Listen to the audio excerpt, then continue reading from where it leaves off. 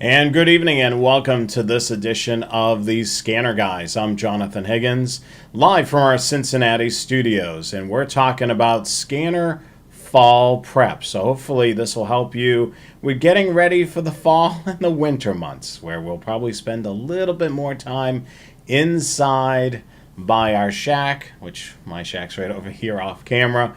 So we will talk about all this and so much more. If you're joining the broadcast for the very first time, don't forget to hit that subscribe button. And you're more than welcome to ask your questions in the live chat if you're watching the broadcast live. If you're watching the broadcast after it's published, you can always comment below.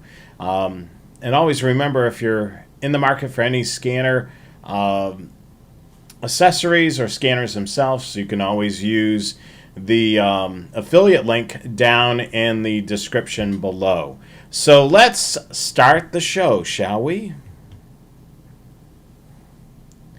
All right, so tonight we're talking about police scanner fall prep.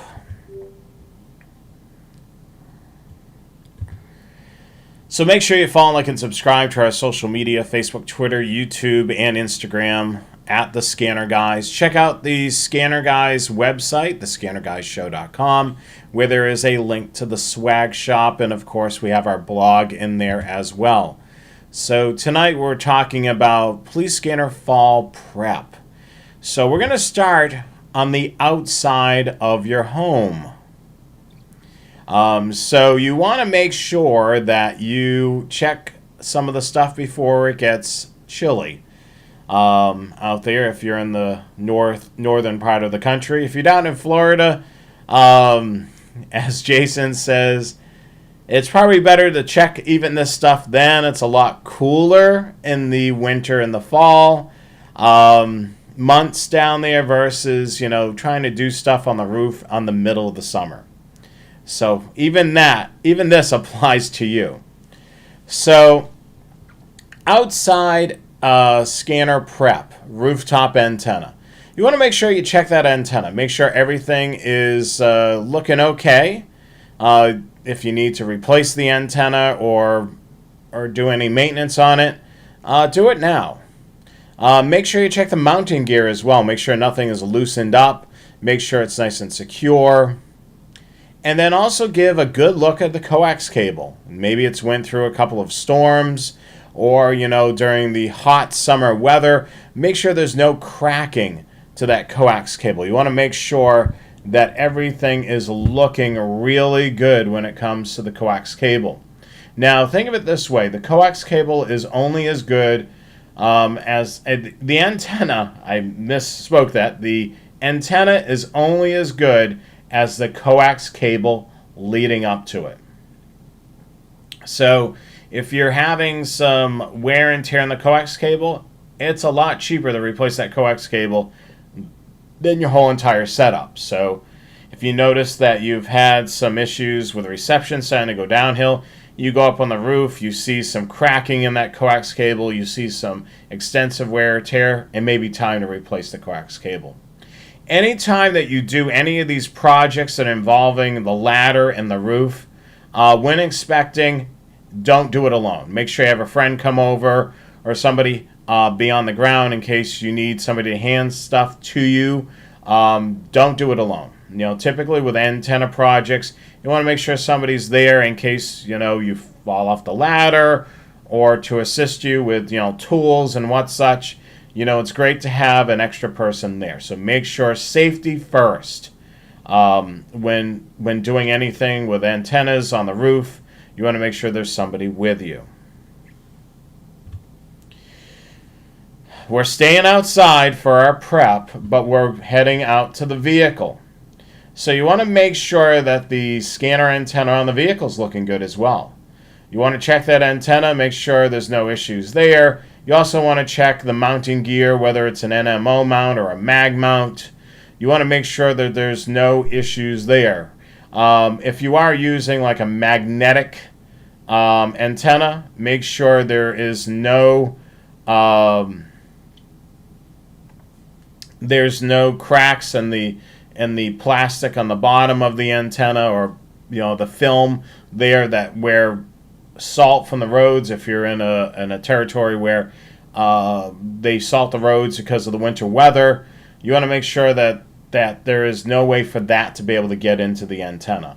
At this point, you may have to replace that antenna or mount, depending on if there's things going on with that. So make sure you check, that as well. You want to make sure you check the coax cable that's leading up to this mag mount if you're using a mag mount. If you're using an NMO mount, you want to make sure that everything's good to go with the NMO mount. There's no issues there. With that scanner in the vehicle, it may be time to refresh the programming, and we're going to go into that in a little bit more detail in an upcoming slide. When you do that, and if you're using a database scanner, such as like a 536 or an SDS 100 or 200 or 436 HP or a Home Patrol 1 or 2 or any of the GRE or Whistler radios that have that SD card, you want to make sure that you purchase a spare SD card for the vehicle. And then when you do that programming refresh, also do it to the backup SD card as well. So let's say if you do a road trip in the fall or winter, the file for whatever reason becomes corrupt, you have the ability to swap out the SD card right away. And then, of course, once you reach your destination, if you do have your laptop to be able to fix the corrupted SD card, you can do that when you're at that location. But in case in the middle of the road trip something happens to the SD card, at least you're able to swap it out right away. Just make sure that you do all the updates that you do to the SD card in the scanner also to the spare. Make sure you're doing that as well. John R. is asking in the chat right now, he's asking about what is the best coax cable for a home setup for his Home Patrol 2. So we've done shows with the coax cable. Of course, distance plays a huge role. There are several different options, and there's several different opinions. If you're doing a long distance with a coax cable, LMR 400, it's a heavier gauge coax cable. It is thicker. It prevents signal loss. That is probably the cream of the crop. There's RG. There's various RG coax cables. There's a whole array of them. So it's kind of deciding how much distance you're going, and that'll kind of determine it. If you're going a great distance, about 50 feet or so, I would say LMR 400. With a shorter distance, you may be able to get a little less expensive coax cable. So it all really depends. The RG8, the RG6, come to mind. So definitely you want something that's going to be decent for this antenna setup. Now remember, as I mentioned earlier, your outdoor antenna is only as good as the coax cable that leads up to it. So if you go super cheap with a coax cable and you invest a lot of money in that antenna, you're kind of defeating the purpose. So about 30 feet, you may want to look at, something that you can order by foot if you're comfortable enough with putting on connectors on each end. You may want to do something like that, an RG8 or RG6. LMR 400 is pretty expensive. You'll have to determine, if you can find some place that could do 30 feet. Typically, the LMR 400, if you buy it from Scanner Master, it's sold in increments of 25, 50, 75, and 100 feet. So yeah, LMR 400 is probably the better of the options, but there may be some shops that may be able to cut it down to a certain length and put on the appropriate connectors. Great question. Let's continue with the slide deck here. So we've just spoke about the outdoor prep for a mobile scanner. We're going to talk about refreshing the program a little bit more, but I can't emphasize enough, invest in a spare SD card and do that as a backup as well. So we make our way to our shack. So inside of our home or office where we have our scanner set up, there are a lot of stuff that we can do for prepping here. Of course, checking the coax cable that leads up to your scanner inside the home. Make sure there's no issues there. You want to make sure that there's no loose connectors, there's no issues with any of the coax cable that's inside the house that's visible. You want to definitely take a look at that. You also want to refresh programming as well. We'll talk about that in a little bit more detail. Another thing you may want to keep in mind is doing a spare SD card in the house. This may be a good thing to do. Let's say it'll allow you to be able to do a quick swap of an SD card if it ever gets corrupt, and then you could, let's say you don't have a lot of time at the moment to be able to, do all the work to restore the SD card. You could just swap out the SD card and do a different one. The other great thing about it is if you're one of those people that likes to record the scanner files, the great thing about it is that having two SD cards, once you believe that the SD card's getting a bit full with those WAV files, you could swap it over to the other SD card, and then you can take your time offloading those recordings onto your computer.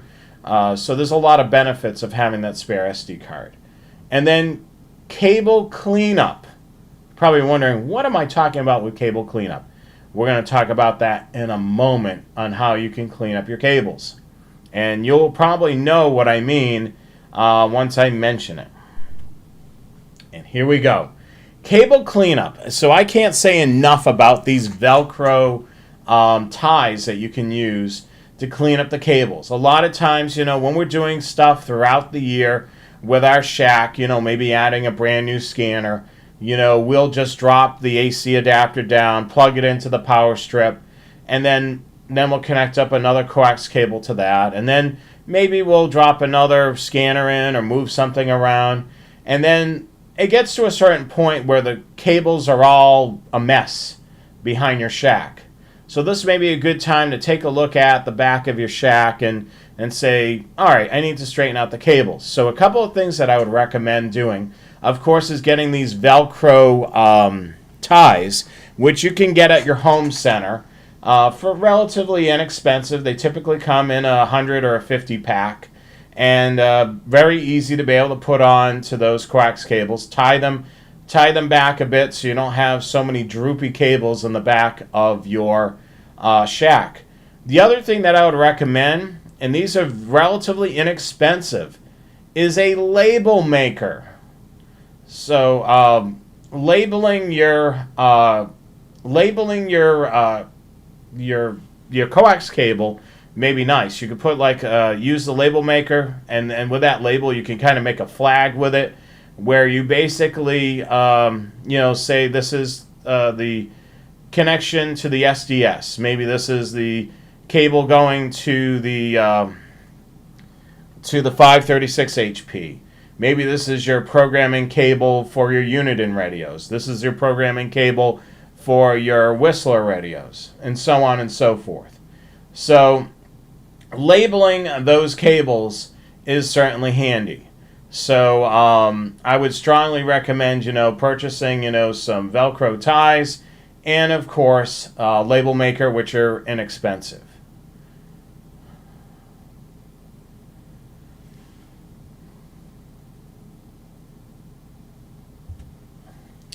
All right, now let's get into the programming of things. So programming, there's a lot of stuff we can do with programming. So overall, you want to be able to look at your programming. You've been using it for quite a while. Is there any way that you can improve the layout of the programming? What I mean by that is, if you're using a bank-driven scanner, can you set up the banks a little differently? If you're doing, scan lists, or, the memory structure that Uniden has with its dynamic allocated memory structure, is there any way you can improve the memory structure of these things? Sorting, these frequencies or talk groups a little differently. Maybe weed out some stuff that you don't care to monitor anymore. So you want to basically go through your current programming and make improvements on it. The next thing you probably want to do, and if you haven't done it in a while, is take a look at radio reference. What's new for frequencies and talk groups? Have you looked in a while? There may be some new talk groups or frequencies that you want to try monitoring. So this may be an opportunity to go into the database, poke around a bit, look at what's going on in your local county or maybe your statewide trunk system and see what's new, what's different. And you may find some new frequencies or talk groups to monitor. So definitely do that. Go through radio reference, spend some time there, make some notes, and then when you program your radio, add in those new frequencies or talk groups. See what you hear. The last thing I would probably recommend is look for something new to monitor. So of course, many of you out there are monitoring public safety, police, fire, EMS. But maybe it may be a good time to program some local railroad frequencies or aviation. Or if you're by a waterway, maritime. Or maybe some business channels. Or even if you have some interest in ham or GMRS, definitely do that as well. So there's a lot of great things that you can do by using your scanner. Being able to kind of program some other things that you don't typically monitor. Put them in their own bank or scan list and turn it on. See what you hear. See if you find it interesting. It's well worth trying it out and see what you can hear. Extra programming extras. Well, of course, with the fall, we run into storms. For those of you that are in regions where you get snow or maybe hurricanes, you may want to monitor, those electric companies, the DPWs, the Public Works. Some of the secondary channels for, fire or the police. So those are all great things that you can kind of monitor. Plus, we're in an election season. These political campaigners are coming out to maybe your neighborhood.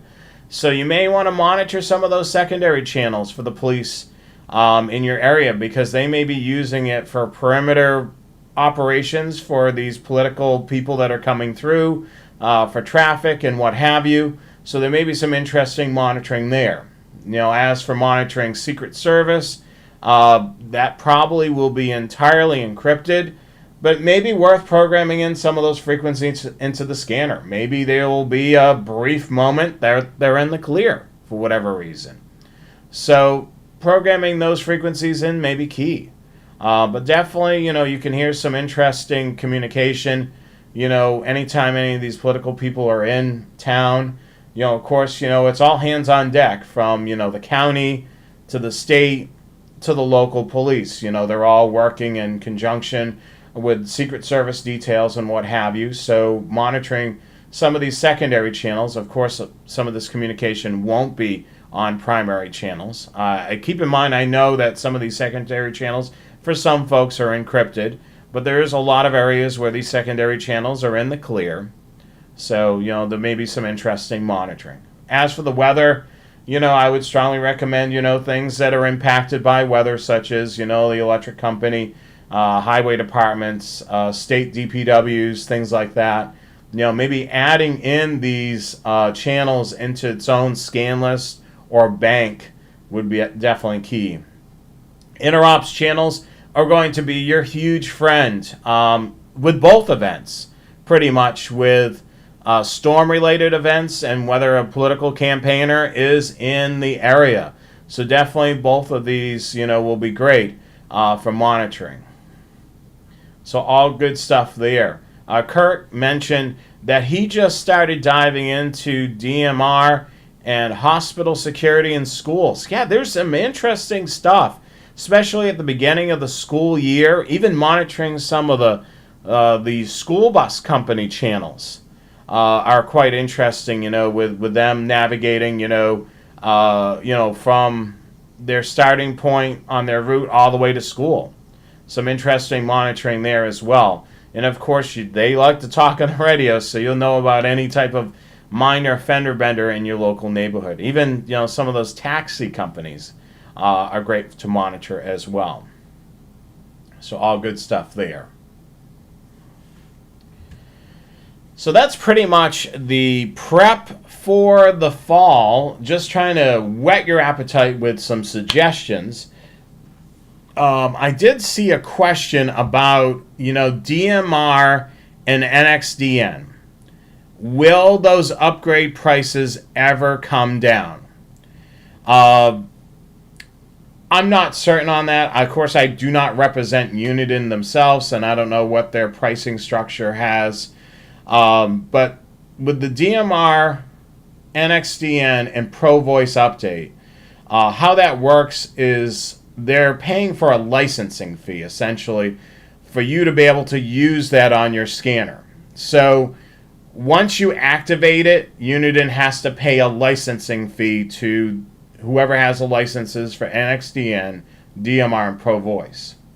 So if you don't activate it on your radio, of course they're not having to pay that licensing fee. The second you activate it, Uniden has to pay a cut of that to those particular companies.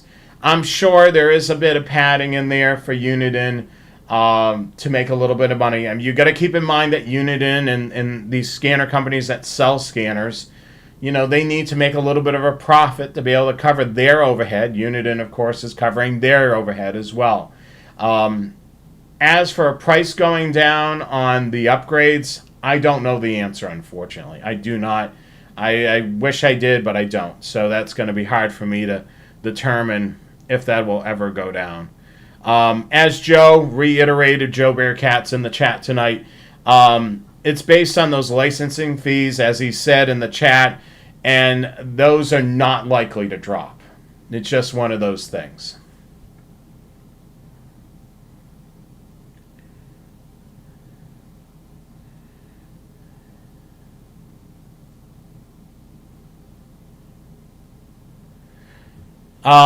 Somebody mentioned about the couple of the scanner companies that are out there, stating that one's missing some of the frequencies and the other. They're both using radio reference database. So it's not one company has a different database and the other one has a different database. They're using the same database. It's dependent upon the individual that's programming the scanner for you. So if there's an issue with either one of those companies with their programming services, go to them, tell them what's going on. Typically, for the most part, being working at Scanner Master, they're only programming in police, fire, and EMS, and typically the everyday channels and some of the secondary channels.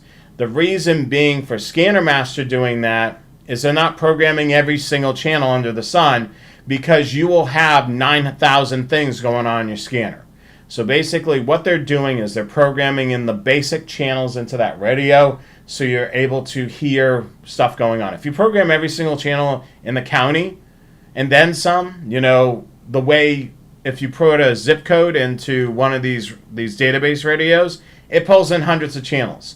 What the problem is when you're programming hundreds of channels for your scanner to monitor, so it stops on a radio transmission, you're able to hear a snippet of that transmission, then the scanner's going to take a bit to go all the way around and all the way back again. If you've got too many channels in your scanner, what happens, by the time it makes it back around again, you've missed half that communication. If they weren't right on the mic, answering right at that, 2 to 3 seconds after they dekeyed the mic from the previous transmission, by the time it rolls around again, you missed the reply back.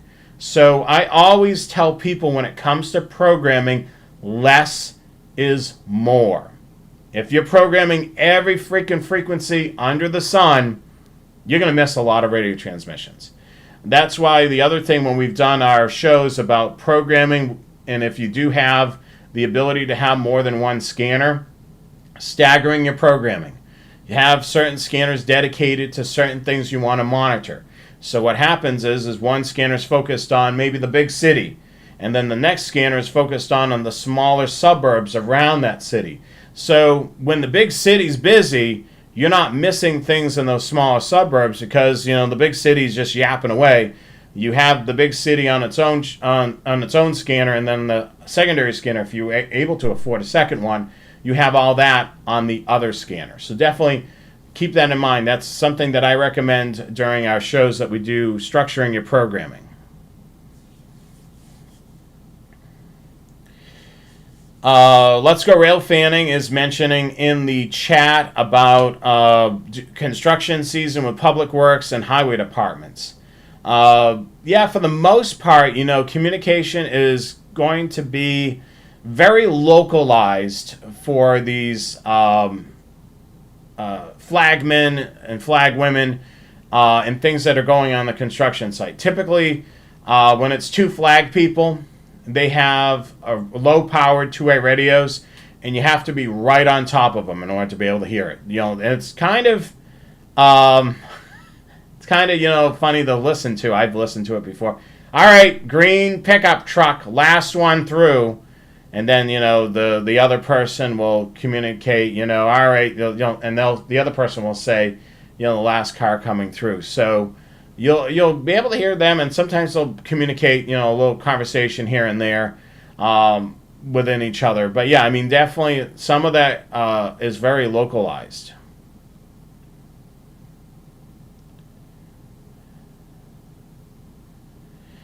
Yeah, I mean, for the most part, when you're paying for programming of your scanner, typically it's going to be outlined on the company's website, what they're programming in the radio.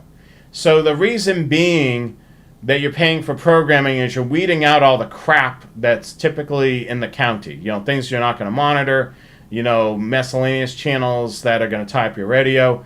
So when you're paying for programming, you're weeding down what you want instead of hitting the avoid button or lockout button 1,000 times.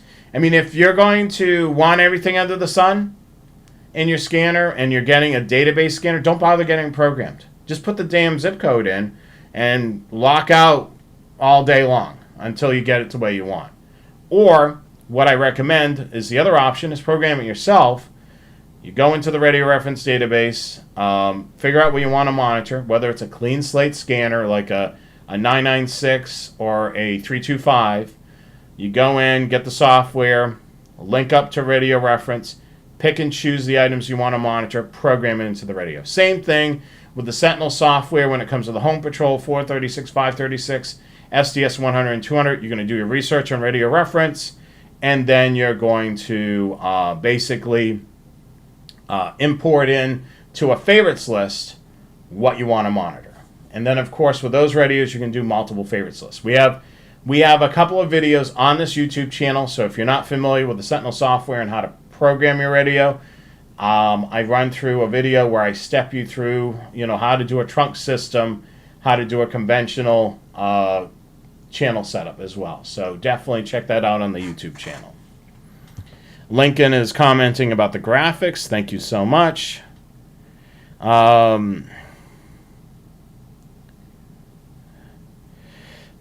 Close call. So Brandon's asking about close call. Does anybody know? Optimize.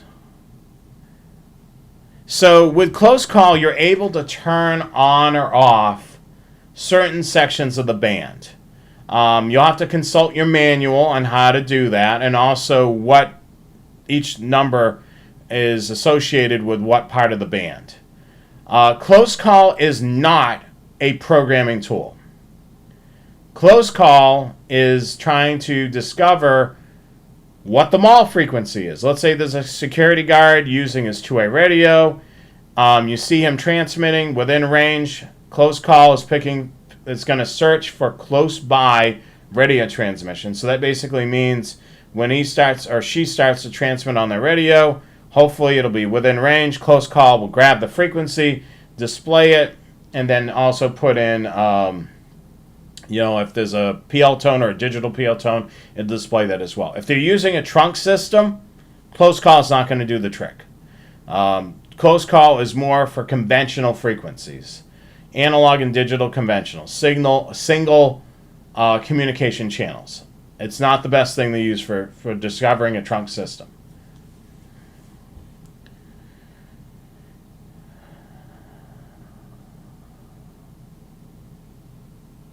Just looking through some of the comments and questions in the chat just to see if I've missed anything. Looks like Joe's answered a lot of questions from John R., so I think that's all set. How can it be? How can it be optimized while you're walking around? Basically, as I said, you want to basically turn off certain bands. For instance, there's a broadcast band, and that's one of the bands I typically turn off when I'm in close call, because if I'm close to a FM radio station, it'll turn it on, and I'll be hearing a radio station. Same weather alerts.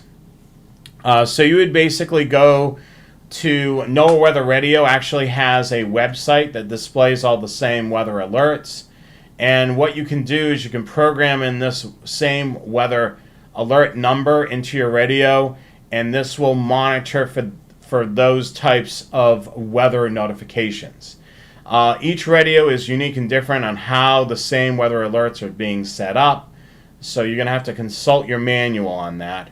One of the best radios that I found for same weather alert, which I love, and it's not the cheapest radio, is the Home Patrol 1 and 2, because it's got a great display, so it'll display information on the screen when the weather alert comes through. But yeah, the same weather alerts essentially. You would go into NOAA Weather Radio's website. They'll have a section where there's weather alert codes for each. I believe it goes by county, if I remember correctly. It's been a long time since I've set it up. And then let's say you're in Massachusetts and you want to be able to hear any weather alerts that are involving Plymouth County. So you would put in the appropriate code in the radio, have the radio stand by for weather notifications, and then whenever a notification from Plymouth County happens, the radio will kick on and it'll say a broadcast about there's a severe weather coming through Plymouth County, blah blah blah blah, and tell you all that.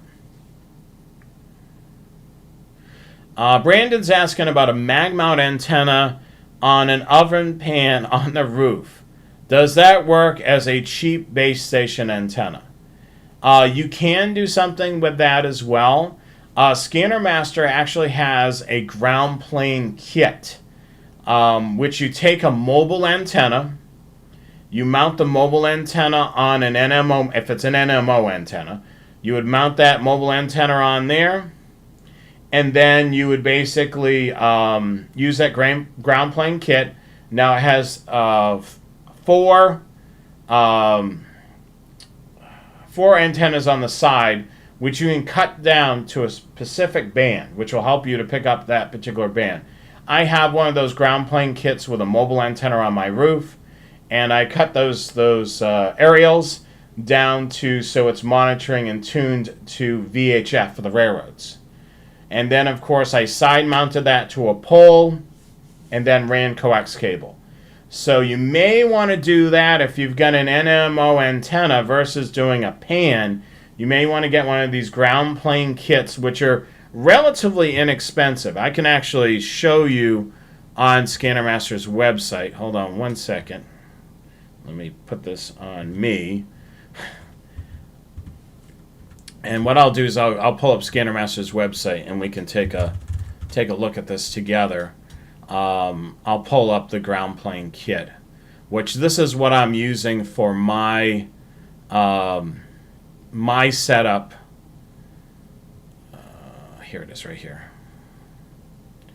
My setup for the antenna that I have on the roof. So let me share my screen. So right here, this is on Scanner Master's website. This is the Tram base ground plane kit. It goes for about $40. Has the NMO mount, which is right at the top of this. So right here is the NMO mount. This is a PL259 connector here, so you're going to run coax cable down to the antenna. This will probably be a little bit better than doing just a regular old mag mount on the roof. This will allow you to kind of set it up so it's a little bit more permanent. You would side mount this to a pole by using these here. And I have a mobile antenna on the roof. It works great. I don't have any issues with it. And this is $39 plus the cost of the coax cable. If you already have the NMO antenna, you just slap it on the top of this and call it good. I mean, what they recommend here, of course, is the ComTelco low-profile mobile antenna with NMO mount. Of course, you can pick any NMO mount that you wish, but that would be definitely an option. So definitely keep that in mind. As I mentioned, earlier, I have the same person mentioning about the programming. Take it up with the company that programmed your scanner. I'm not affiliated with the two companies with their programming departments whatsoever. So if there's an issue, call up that company. They'll be able to fix that issue. So definitely let them know. The other thing, too, is if the department's on NXDN, does your scanner have NXDN capability? If it doesn't, they're not going to program it in there. So definitely keep that in mind. Or if they do program it in there and your scanner doesn't have NXDN capability, guess what? You're not going to hear it until you get the NXDN update. So there could be a couple of issues. But the thing is, this is not the place to go to complain about, programming for whatever company or another. Take it up with them. They'll be able to, hopefully, if they've got great customer service, they will, talk to you about it and then maybe correct the issue. Any other questions before we wrap things up here? Is it possible to have some kind of battery pack for a mobile or base scanner? I've seen some people make some homemade stuff. I'm not saying it's not possible, but yeah, I mean, if you've got a little bit of electrical background and such, you may be able to create something of that nature. But I've never done it, so unfortunately I don't particularly have any advice on that.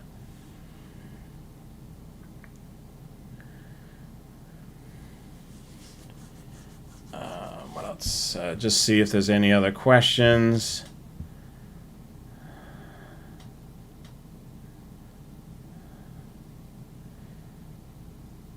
I don't have a producer, so I basically just have to go through your questions and take a quick peek just to see, but I think I've gotten all that.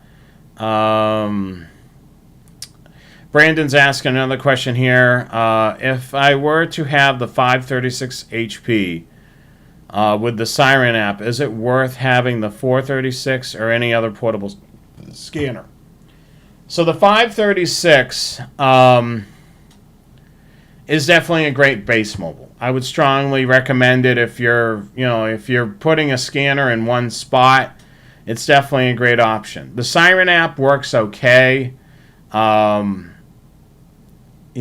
use it occasionally, but if you're looking for the portableness of the radio, 436 definitely is going to be the best option because you're able to bring it, with you wherever you're at. Where the 536, of course, is more of a fixed scanner that's going to stay in one spot. So you're not going to be carrying that 536 from one room to another. I mean, you can, but it's a lot easier to do something with a 436, a portable radio. And of course, the portable radio, the big benefit is you're able to run it off of wall power by plugging it in with a programming cable and a wall wart to plug into the wall. Or you can run the radio off of batteries, whether it be AA or rechargeable batteries.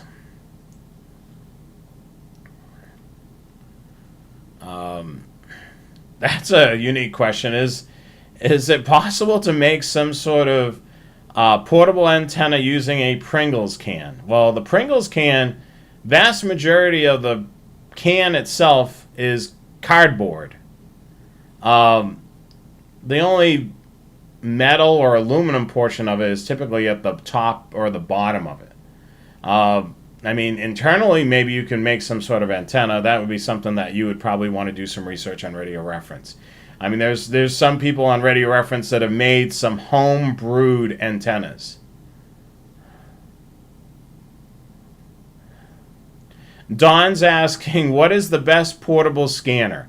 Cost is not a problem. Okay, so a lot of people, that's a big debate, because there's certain people that, like certain radios or certain manufacturers. So what I may say is the best may not be the best with somebody else. Antenna. So it looks like somebody with the handle nobody said look up Cantenna. So there's somebody that's done a homebrewed antenna.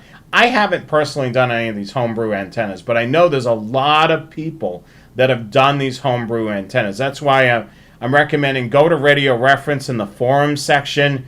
You may find some really cool homebrewed antennas. For the most part, I haven't got that crazy in creating my own homebrewed antenna, but there's a lot of people out there that have done it. As for Don's question, I'm reading the chat live in real time, as you can see here. As for Don's question, what is the best portable scanner out there? So really, what are you looking to monitor is the biggest thing. So if I was looking to monitor the railroads and aviation, I could give two craps about public safety. Best scanner would probably be the 125 AT or the 160 DN, both Unitons. If I'm looking to monitor public safety, they're on a trunk system and they've got a lot of simulcast towers, then it's going to be the SDS 100. So really it depends on what you're monitoring. For a rail fan, $130 scanner may do the job. For somebody that's got a trunk system that's digital, that's plagued with simulcast issues, then you're looking at a $650 scanner. So it really depends on what you're looking to monitor. So the best scanner is basically determined on what you're looking to monitor. So, for me, being a rail fan, maybe the $125 scanner does the job. But for me, being a public safety person, and I'm in a county in Ohio that's got a simulcast site, I'm concerned about simulcast, maybe it'd be the SDS 100. So, really all depends. I would say the cream of the crop right now for a scanner that's able to do, digital real well, whether it be trunking or conventional, has the ability to be updated for DMR, Pro Voice, and NXDN, would be probably the SDS 100. If you're in an area where maybe simulcast is not an issue and you've got some digital trunk systems, maybe you go with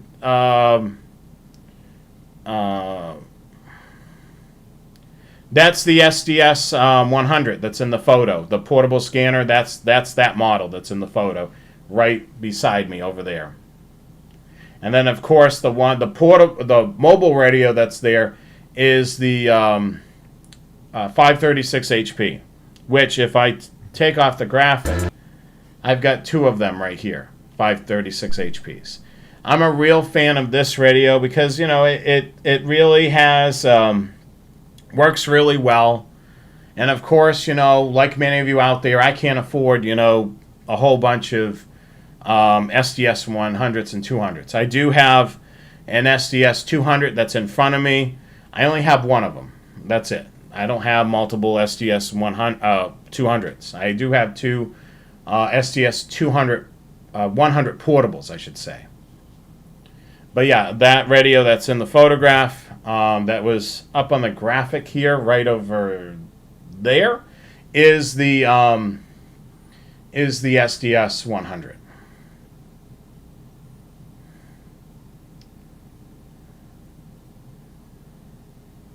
Yeah, $700 for some people is a lot of money. You're putting it like it's only X amount of dollars. I mean, it is that is a lot of money for some people.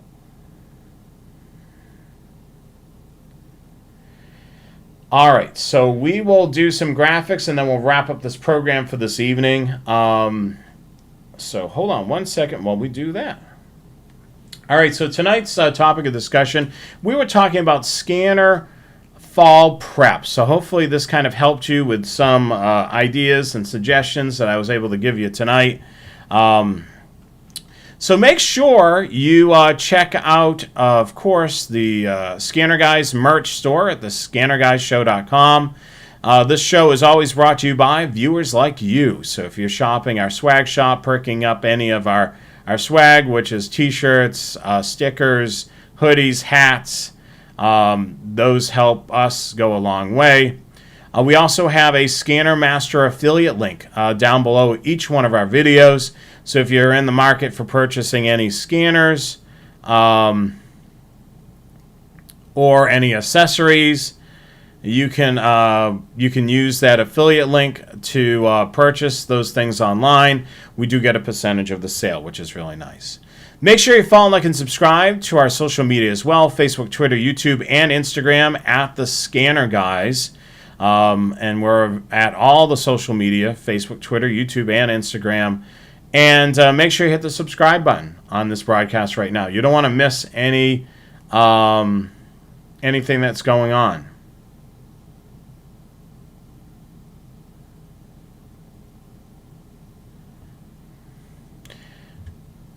And that's our topic of discussion tonight, what we were talking about. I just want to let you guys know I will be doing a bit of traveling the next couple of months in September and in October. So we may have a different show schedule for those 2 months. You know, there may be a week where I don't do one of the Scanner Guys shows or the Train Aficionado shows. Definitely keep that in mind. One of my travels is work-related. When the broadcast will air on, when the broadcast would normally air on Wednesday night, I will actually be flying back from a business trip. So that broadcast will probably not be airing. I will create a schedule of what's coming up for the next 2 months for broadcast, so you can plan accordingly. Same thing may happen with the Train Aficionado show. On certain Wednesdays, I may not be on because, I may be traveling. So definitely keep that in mind. It's going to be I figured to let you guys know in September and October. November and December, we should be back to a normal programming lineup. But I will definitely keep you guys in the loop with that. Make sure you follow the social media, Facebook and Twitter, because that's where you'll get the latest and greatest information.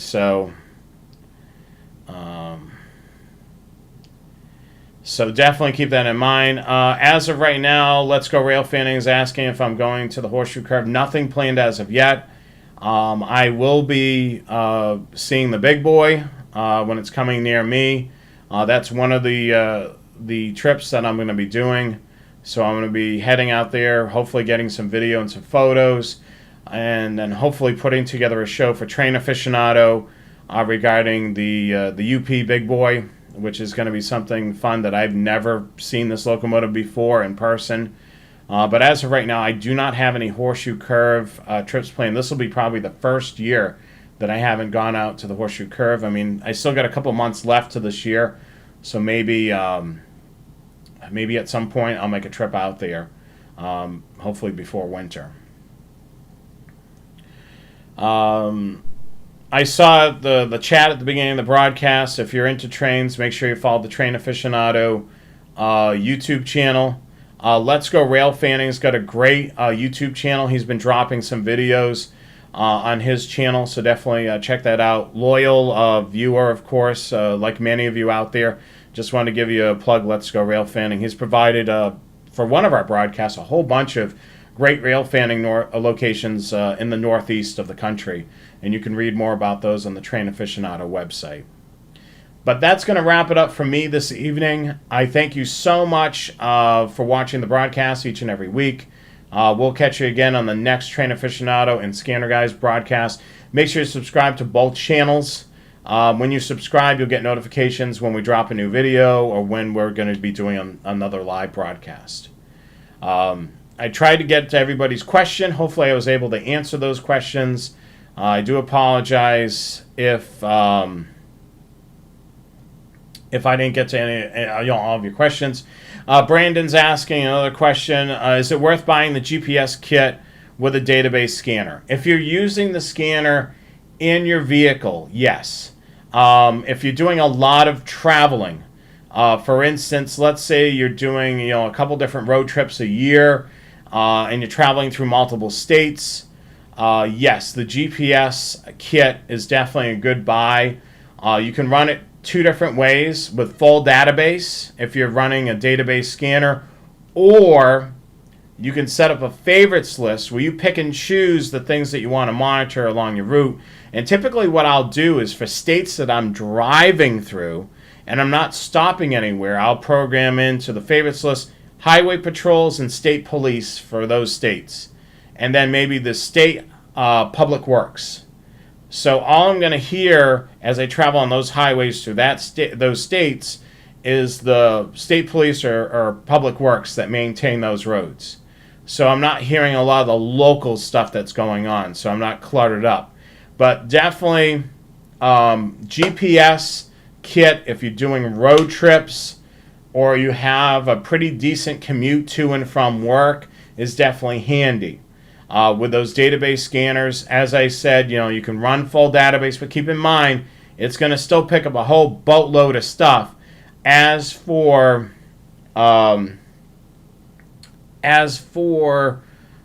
favorites list, you're more fine-tuned listening experience because you're programming in or listening to whatever you've got in the favorites list, but you have to enable GPS scanning within the favorites list. As for your other question about PayPal financing, I don't know if anybody's doing that. Any of the scanner companies are doing that. The other thing that you may want to consider is maybe getting an interest-free credit card. I know there's certain ones out there that'll do an interest-free credit card. As for PayPal with payments, you're going to have to check the local scanner rep that you're looking to purchase. And see if they've got some sort of deal with PayPal or anything with their own credit card or such. I'm not familiar with that. I haven't purchased a scanner in years, so I'm just using what I've got. But anyway, I think that'll wrap it up for all the questions. Thank you so much for watching the program this evening. Certainly, we'll be back in September and October. There will be a few shows that I won't be on certain Wednesdays. Just keep that in mind. I am traveling, and this is a one-person operation, so I'm acting as a producer that produces and puts together these shows, and, of course, being on the show as well. So I thank you so much. Have a great evening, everybody. We'll catch you again on the next show, whether it be Train Aficionado or Scanner Guys.